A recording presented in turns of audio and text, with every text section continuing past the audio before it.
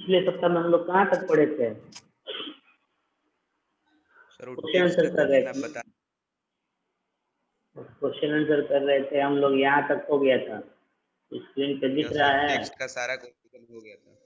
हाँ yes sir. इन text हो गया था, अब मेन एक्सरसाइज करना है। Yes sir. मेन एक्सरसाइज में पहला क्वेश्चन है 0.24 gram sample of compound of oxygen and boron was found to be analyzed to contain 0.096 gram of boron and 0.144 gram of oxygen.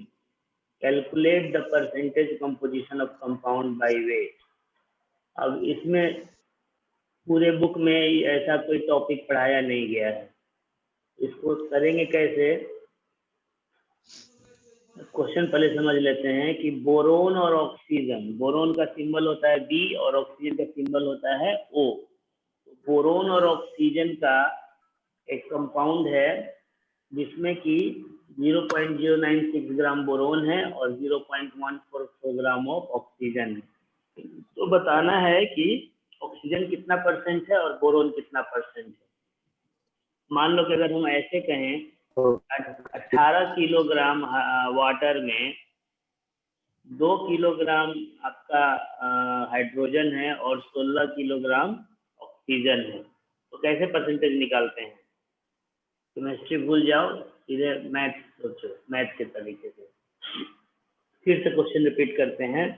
18 kilogram water है, उसमें आपको 2 kilogram hydrogen है और 16 kilogram oxygen है। Percentage निकालने के लिए क्या करेंगे? सर जितना ऑक्सीजन है और टोटल को डिवाइड करके 100 से मल्टीप्लाई कर देते हैं। जिसका परसेंट निकालना है। किसका आवाज आ रहा है? कट कट के आवाज आ रहा है।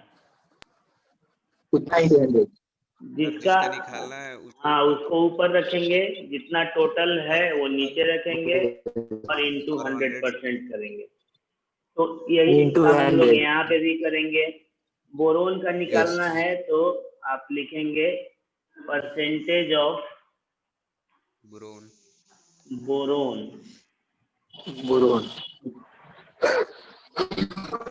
इक्वल टू क्या हो जाएगा? Mass of boron by mass of the compound into 100 और साथ में परसेंट लगाना नहीं भूलेंगे। तो इससे आपका आ जाएगा कैसे? आपका बोरोन है कितना? 0.096 डिवाइडेड बाई 0.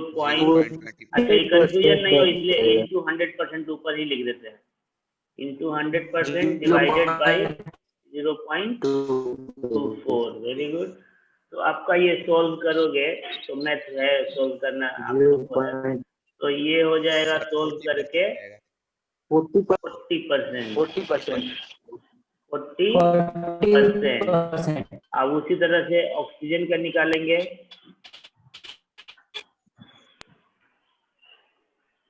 तो इसमें हो जाएगा मास ऑफ ऑक्सीजन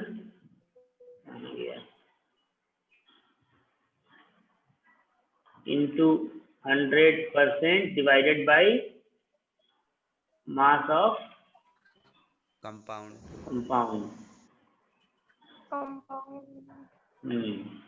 तो बताओ क्या लिखे यहाँ पे? मास ऑफ ऑक्सीजन कितना है? 0.144 इंटू 100% कर लिए डिवाइडेड बाई 0.24। अब इसको सॉल्व करेंगे हम लोग तो आएगा 60%। हो गया क्लियर? तो ये आपको पहला जो क्वेश्चन है उसका हो गया। ठीक है, अब आते हैं सेकंड क्वेश्चन में। कह रहा है कि 3 ग्राम ये कार्बन को 8 ग्राम ऑक्सीजन में बर्न कर दी। ये क्वेश्चन हम लोग ऑलरेडी डिस्कस कर चुके हैं पहले भी पढ़ाई के दौरान। तो 3 ग्राम कार्बन को जलने के लिए 8 ग्राम ऑक्सीजन चाहिए और 11 ग्राम कार्बन डाइऑक्साइड बनेगा। यानी कि 3 जैसे इसका अगर हम लोग ये लिखें, इक्वेशन लिखें तो 3 gram carbon plus 8 gram oxygen, oxygen क्या होगा, O2 होगा ना, is equal to 11 gram CO2। तो ये एक रिएक्शन है, हम लोग अगर सिर्फ रिएक्शन लिखना हो तो लिखेंगे C + O2 is equal to CO2। अब उसमें मार्क्स दे दिया। अब क्वेश्चन आपको अगले पेज में मिलेगा, ये सब मिटाते हैं, आगे पेज पे चलते हैं हम लोग। आगे कह रहा है कि what mass of carbon dioxide will be form when 3 gram of carbon is burned in 50 gram of oxygen and which law of chemical combination will govern your answer. कह रहा है कि जैसे हमारा पहले स्टेटमेंट था कि 3 ग्राम कार्बन बर्न होता है 8 ग्राम ऑक्सीजन में, तो 11 ग्राम कार्बन डाइऑक्साइड बनता है। तो अगर 3 ग्राम कार्बन को 50 ग्राम अगर हम लोग इसमें जलाएं ऑक्सीजन में, तब कितना किलोग्राम या ग्राम कार्बन डाइऑक्साइड बनेगा। चलो बताओ लोग आंसर।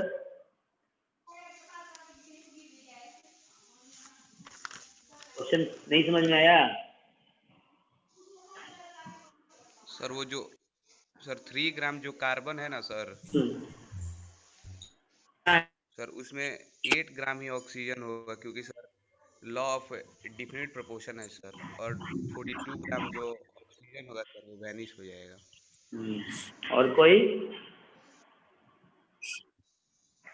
बाकी सब लोग माइक ऑफ करके बैठे हुए हैं, रामायण सत्यनारायण भगवान में कथा सुना रहे हैं हम। सर 8 ग्राम होगा तो 42 ग्राम जो 42 ग्राम जो सर ऑक्सीजन है वो वैनिश हो जाएगा। Law of definite. और तुम तो बोल रहा है, और कोई नहीं है यहाँ क्लास में?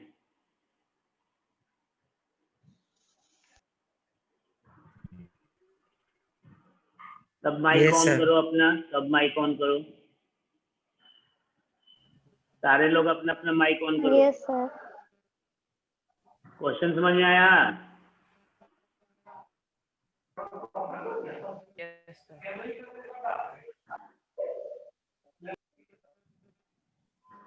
नेहा 9D, आवाज आ रही है? यस। हाँ, क्वेश्चन क्या है बताओ तो।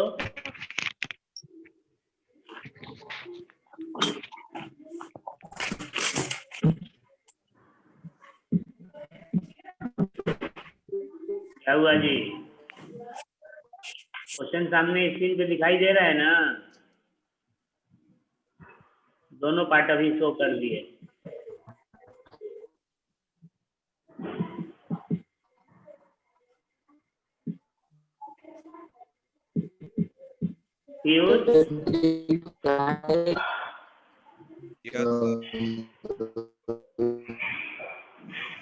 एक कौन है? Ananya 9D। Yes sir. Question बताओ तो क्या बोल रहा है? सर जब 3 ग्राम कार्बन जो है वो 8 ग्राम ऑक्सीजन में जब बर्न होगा तो 11 ग्राम कार्बन डाइऑक्साइड प्रोड्यूस होगा।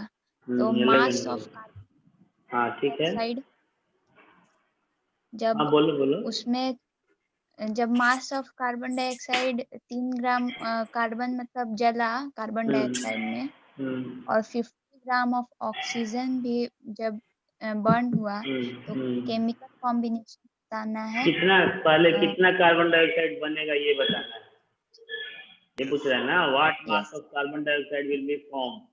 तो 3 ग्राम कार्बन को अगर हम लोग 50 ग्राम ऑक्सीजन में जलाएंगे तो कितना कार्बन डाइऑक्साइड बनना चाहिए? सर वो 11 ग्राम ही बनेगा सर। तो बोलने दो, बाकी को बोलने दो। हम लोग यहाँ पे डिस्कस करने बैठे हैं, सबको समझ में आना चाहिए। तो हम तो 1 मिनट में बता के आगे निकल जाएंगे। हाँ सर जी 11 ग्राम, क्योंकि कार्बन डाइऑक्साइड कार्बन और ऑक्सीजन से बना है तो ऐड कर देंगे। तो लॉ ऑफ कंजर्वेशन ऑफ मास फिर फॉलो नहीं ना होगा? होगा जी। जैसे अभी देखो लिखते हैं स्क्रीन पे, हमारा रिएक्टेंट क्या हो गया, मास ऑफ रिएक्टेंट क्या हो गया सर? 3 gram carbon. हाँ, इस कार्बन 3 ग्राम कार्बन प्लस 50 ग्राम 50 ग्राम ऑक्सीजन। ऑक्सीजन, ठीक है। 3 + 50 = 53 ग्राम हुआ हमारा मास ऑफ रिएक्टेंट। और मास ऑफ प्रोडक्ट अब जैसे बोल रही है तो उसके हिसाब से 11 ग्राम बन रहा है, तो मास ऑफ प्रोडक्ट कितना हो गया? 11 ग्राम ना हुआ, 11। Yes sir. तो law of conservation of mass satisfy हुआ? No sir. फिर नो और law of law conservation of of constant proportion होगा। लॉ ऑफ दोनों सेटिस्फाई होना चाहिए ना, ऐसा थोड़े है कि law of constant proportion satisfy हो जाए और law of conservation of mass satisfy नहीं हो। Law of conservation of mass जो है वो ज्यादा इंपॉर्टेंट है लॉ ऑफ केमिकल कॉम्बिनेशन से, क्योंकि वो यूनिवर्सल लॉ है, वो चेंज नहीं हो सकता है। कहाँ हुआ? समझाओ लोग, क्यों नहीं हुआ? आंसर तो सही है, ये भी बता देते हैं।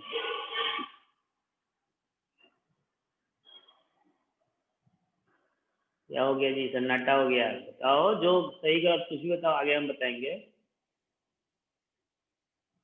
आवाज आ रही है? यस सर, आ रहा है। Yes sir. हाँ तो आंसर बताओ लोग।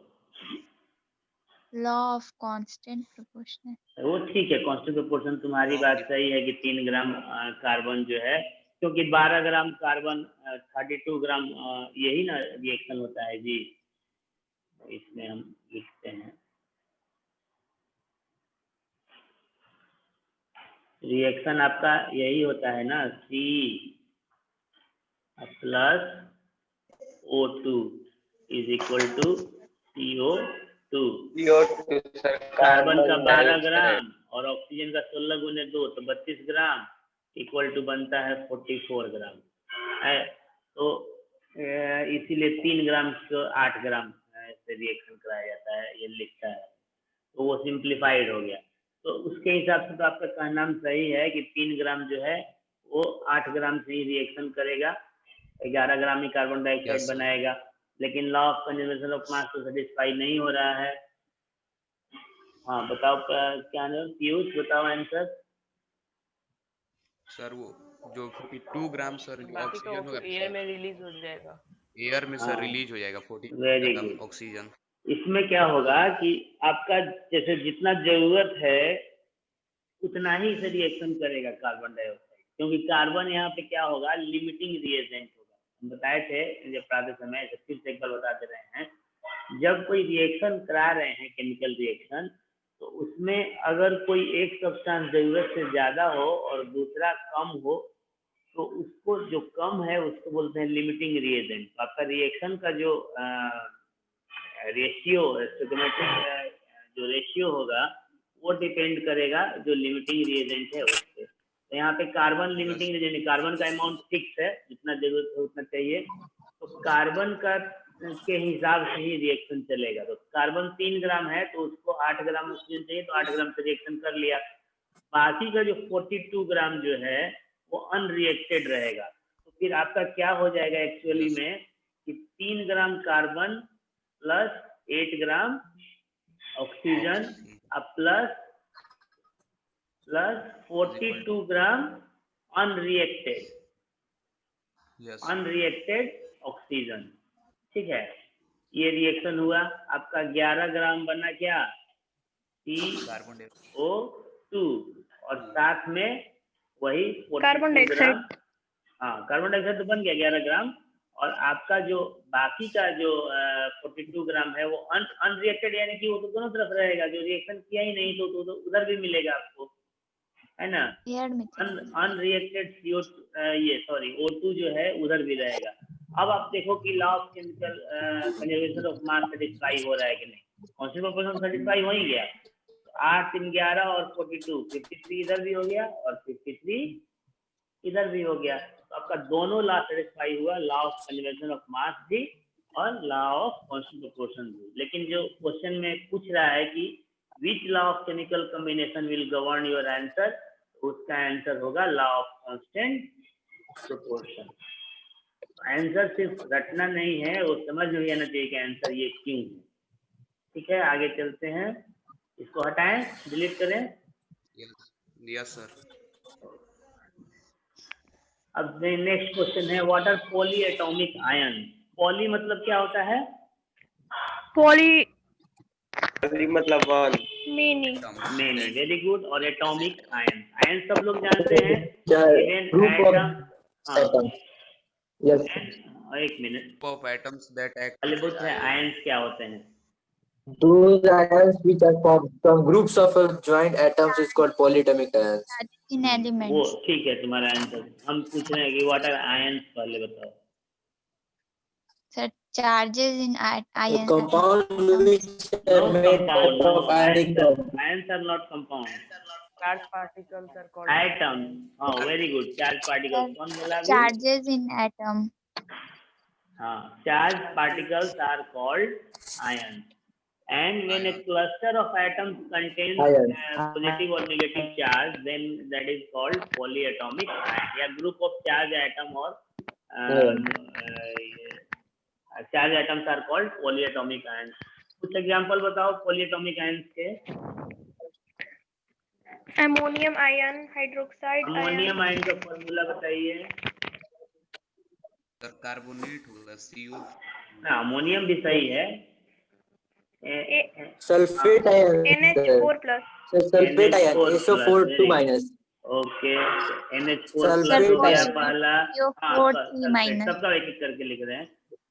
कार्बोनेट का हो गया CO3 Nitrate और ion. Carbonate ion. Okay, very good. तो सब Sir, लोग nitrate ion. NO3 minus. NO3 का, हाँ, नाइट्रेट का वैलेंसी Sir, बताओ। phosphate ion. Hydroxide ion. हाँ, OH minus. CO3 2-। Very good. Nitride ion. Carbonate ion. CO3 2 minus. Hydrogen carbonate. हाँ हाँ, कौन बोला लास्ट में? संभव हाइड्रोजन कार्बोनेट। हाइड्रोजन कार्बोनेट, हाँ, HCO3 माइनस, यस एक सिंगल माइनस हो। Yes, very sir. गुड। चलिए, अब केमिकल फॉर्मूला बताना है मैग्नीशियम क्लोराइड का। Yes, sir. केमिकल फॉर्मूला लिखना बताए हैं। MgCl2। Very good. Yes, sir. हाँ, तो लिखना MgCl2 आना चाहिए, रट के एग्जाम में नहीं लिखना है। MgCl2। Okay, calcium Calcium oxide, hydroxide का sir CaO. CaO। CaO, very good. Copper nitrate, CuNO3 2। CuNO3 whole 2, CuNO3 whole twice. Okay, whole 2. क्यों हुआ CuNO3 होल 2? Cl कॉपर की वैलेंसी, सुनो मेरी बात, कॉपर की वैलेंसी 1 भी होती है, 2 भी होती है। तो CuNO3 जब होल 2 लिख रहे हैं तो इसमें कॉपर की वैलेंसी कितनी है और नाइट्रेट की वैलेंसी कितनी है? क्वेश्चन मेरा समझे? रिपीट कीजिए। सर कॉपर की वैलेंसी सर 2 हुई और नाइट्रेट की वैलेंसी -1। Very good. हाँ, मेरा क्वेश्चन यही था कि अगर कॉपर नाइट्रेट, कौन है भाई 8K, पागल हो गया है क्या?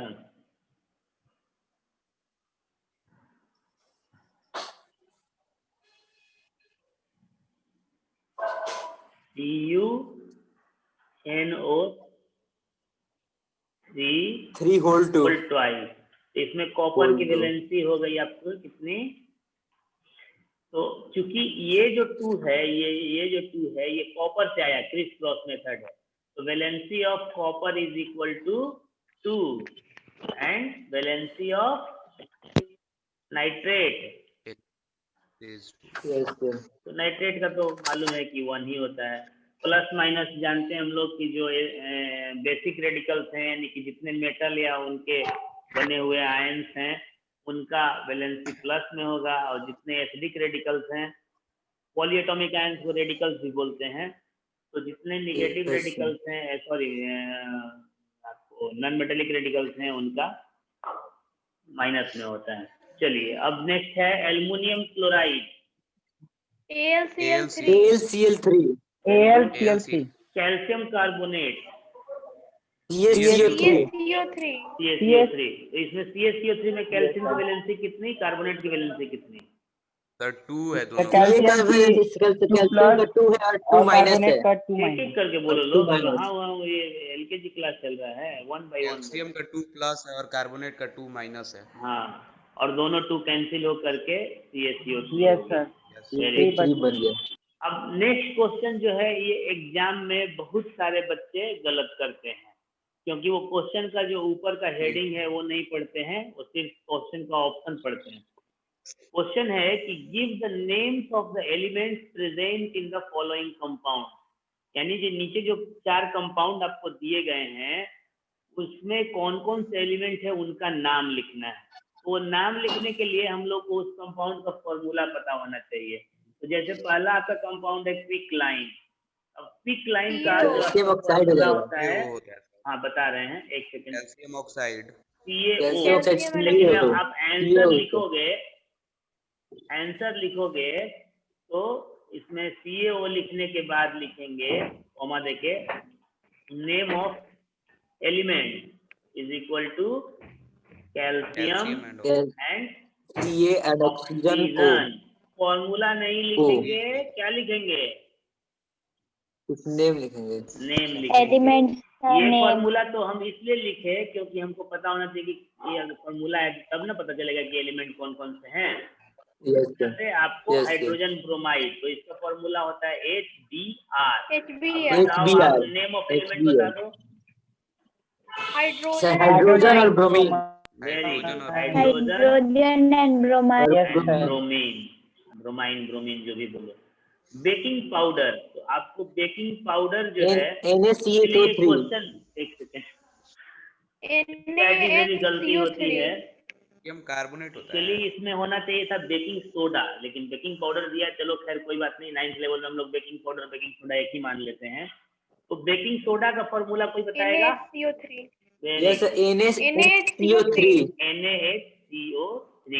अब आप इसमें नेम ऑफ एलिमेंट लिखोगे, sodium hydrogen carbon oxygen. Sodium hydrogen carbon oxygen. Sodium H हो गया, हाइड्रोजन हो गया H हाइड्रोजन C हो गया, और कार्बन कार्बन एंड O हो गया, O हो गया ऑक्सीजन। ऑक्सीजन। आसान है। हाँ, नेक्स्ट क्या है? Potassium sulphate. K2SO4।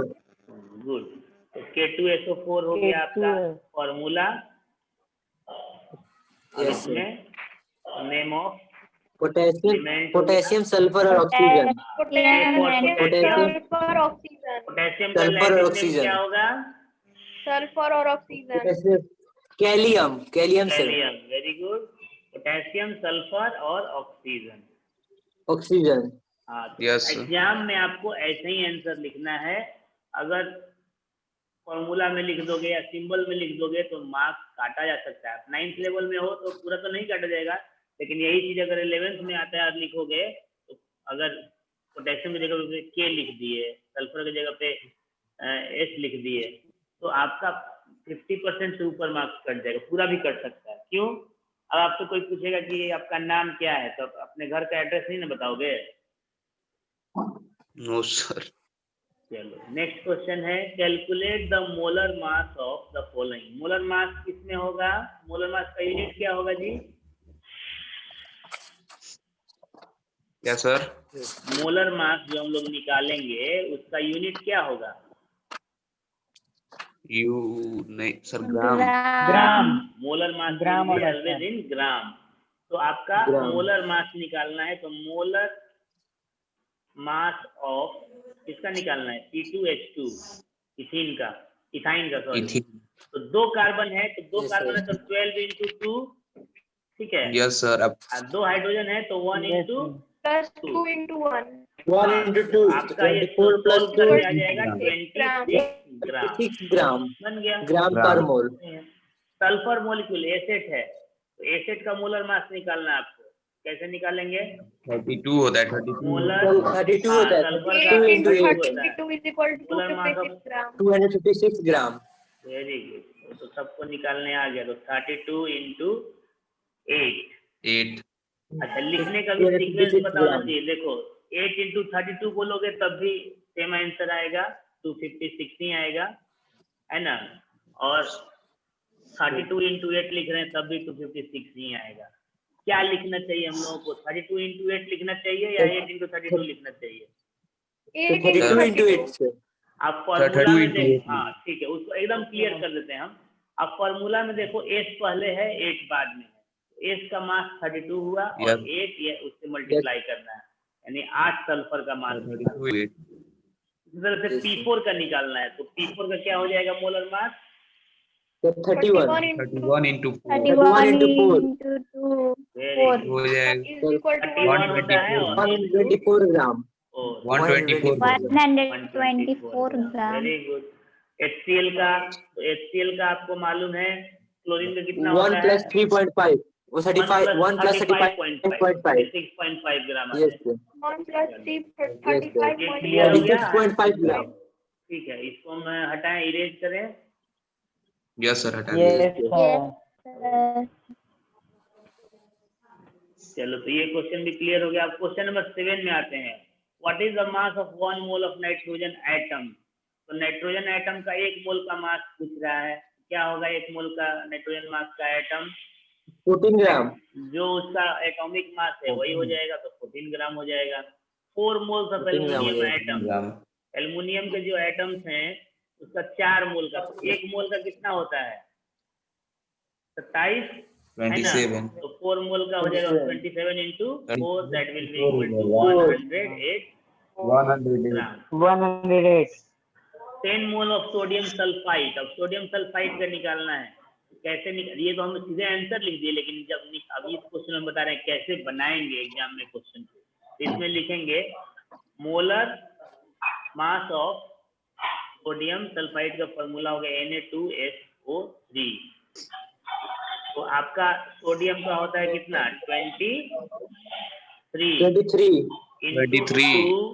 क्योंकि 2 सोडियम है, yes sir plus 32 एक सल्फर है 32 प्लस plus 3 3 into ऑक्सीजन है 16 16 into 3 3 कर देते हैं, तो 46 plus 32 plus 48 plus plus 48 48 that will be equal that 126 ग्राम। 80 ये हो गया और 40 126 ग्राम।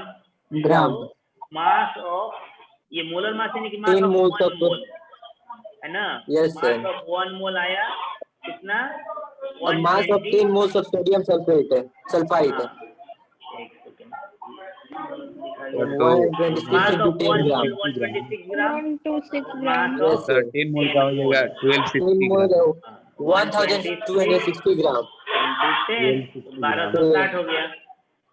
1260 हो गया। 1260. हाँ, तो इसी तरह से बनाना है। नेक्स्ट है convert into mole 12 gram of oxygen gas. तो ऑक्सीजन गैस का इस क्वेश्चन में भी वही करेंगे, सेम चीज बनाने का तरीका सेम ही होगा। क्या करेंगे? लिखेंगे सबसे पहले molar mass of oxygen gas का फॉर्मूला क्या होगा? 32 ग्राम। ऑक्सीजन गैस का फॉर्मूला पूछ रहे हैं, 32 ग्राम। पूछ रहे हैं फॉर्मूला, तो तुम लोग मास बता रहा है। ऑक्सीजन गैस का सर फॉर्मूला मोल बताओ। हाँ, किसका सर? O2 है तभी ना सर मोलर मास। अरे ऑक्सीजन गैस का फॉर्मूला O2 लिखेंगे ना। Yes sir. Yes sir. Molar mass 16 into 32 ग्राम हो गया। 32 ग्राम। अब इसमें क्या करना है आगे? हाँ ठीक है, 32 ग्राम हो गया। आगे क्या करना है? 12 ग्राम का पूछ रहा है, आप सीधे लिखोगे 32 ग्राम 1 मोल। 1 मोल। तो 1 ग्राम का कितना हो जाएगा? 12 gram of 1 oxygen gram is equal to 1/32 और आपका पूछ रहा है 12 ग्राम, तो 12 ग्राम into 0.375 मोल। हाँ, तो इक्वल टू जितना भी आता है। हाँ बोलो, आंसर लेके बैठा है क्या? 0.375 मोल। आंसर लेके नहीं बैठा है? सर बना लिए हम कॉपी पर। Okay, 0.375 mole. Very good. Yes. चलो नेक्स्ट इस तरह से बन जाएगा। मतलब पहला Yes, स्टेप क्या yes. करेंगे? मोलर मास निकालेंगे, उतना gram is equal to 1 mole, तो 1 ग्राम में फिर निकालेंगे और फिर जितना दिया है उतना ग्राम। अब ये Yes, sir. 9 नंबर क्वेश्चन आसान है। What is the mass yes of sir. Seven जैसा 0.2 मोल, बन जाएगा। तो ऑक्सीजन एटम का 16 ग्राम होता है, 16 गुने 0.2 कर दो, वाटर का 18 होता है, 18 में 0.5 बन जाएगा। ये क्वेश्चन देखो 10 और 11, ये बहुत इंपॉर्टेंट क्वेश्चन है और लंबा भी है थोड़ा, 11 तो कुछ ज्यादा ही लंबा है। Calculate the number of molecules of acid present in 16 gram of solid sulphur. आपको याद होगा ऊपर निकाले थे आप एसिड का मोलर मास, कितना आता है एसिड का मोलर मास? 256 ग्राम, है ना? Yes, sir. और एसिड क्या हुआ? 1 मोलिक्यूल हुआ। एसिड अगर लिख रहे हैं तो कितने मोलिक्यूल हुए? 8 1 मोलिक्यूल। तो 256 gram, sorry 256 gram S8 is equal to 1 mole, यही ना हुआ जी? Yes Yes, sir. sir. 1 mole में कितने मोलिक्यूल आपके होते हैं? 6.022 into 10 to the power 23 molecule, है ना? क्योंकि ये तो पार्टिकल का होता है, तो यहाँ पे मोलिक्यूल में दिया है तो मोलिक्यूल लिखेंगे। तो 256 ग्राम अगर एसिड होता तो इतने मोलिक्यूल होते सल्फर के? Yes sir. है ना? लेकिन हमारे 1 पास ग्राम का तब निकाल कितना है? लेंगे। हाँ 1 ग्राम का निकाल लेंगे। अब बीच वाला कड़ी को छोड़ देंगे, अब सीधे शुरू और लास्ट वाला को लिखेंगे। तो 1 ग्राम एसिड अगर लेते हैं तो इसमें कितने मोलिक्यूल हो जाएंगे? तो 6.022 into 10 to the power 23 divided by 256 by कितने मोलिक्यूल होंगे? है ना? बीच का गैप अब करके सर हम लोग इसको और इसको यानी शुरू वाले को और लास्ट वाले को रिलेट कर रहे हैं। अब आपका दिया है कितना ग्राम? 16 ग्राम। Yes sir. तो 16 ग्राम S8 इज इक्वल टू, अब सर मल्टीप्लाई कर देंगे। हाँ 6.022 इंटू 10 टू द पावर 23 और इंटू 16 ऊपर आ गया और 256 कहाँ चला गया? नीचे। तो आपका ये आंसर आ जाएगा 6.022 into 10 to the power 23 divided by 16। अब इसको सोल्व कर लो, जितना आएगा वो आंसर हो जाएगा। समझ जाएगा? सर आएगा 6 इंटू 10 टू द पावर 22। हाँ, उसको सोल्व करना, वो साइंटिफिक नोटेशन में चेंज करना वो अपना काम है, वो कोई बड़ा चीज नहीं है। क्वेश्चन नंबर 11 जो है वो बहुत इंपॉर्टेंट क्वेश्चन है, थोड़ा सा ट्विस्टेड है, इसलिए इसको आज छोड़ देते हैं, कल हम लोग इसको पूरा डिटेल में बना के देखेंगे।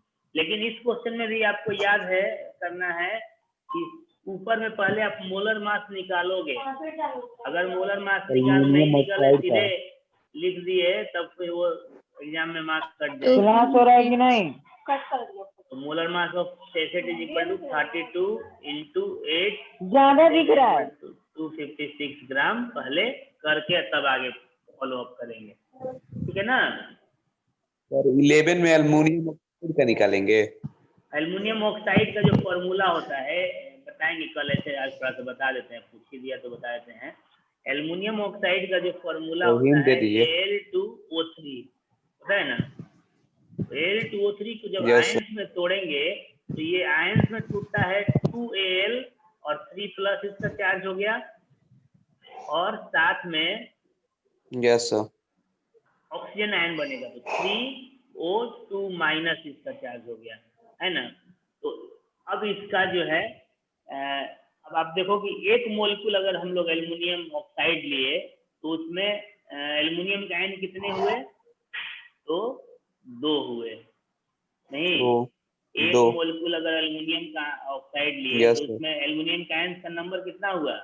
2। तो हम लोग पहले निकालेंगे 0.05 ग्राम में कितने एल्युमिनियम ऑक्साइड होंगे, कितने एल्युमिनियम ऑक्साइड के मोलिक्यूल होंगे, और जितने होंगे उसके हिसाब से हम लोग वो करेंगे। तो कल इसको हम लोग करेंगे, टेंशन नहीं लेना है।